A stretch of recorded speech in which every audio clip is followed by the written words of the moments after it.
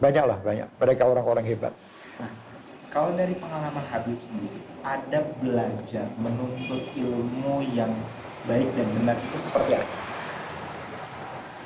Adab dalam belajar dan menuntut ilmu, kalau buat saya, bukan saya yang ya, saya dapat dari orang-orang tua juga, dari guru, bahwa kamu kalau mau mencari ilmu, bersihkan wadahmu dulu. Kalau kamu mau menuntut ilmu, kamu sudah memiliki ilmu, kamu tidak akan dapat ilmu.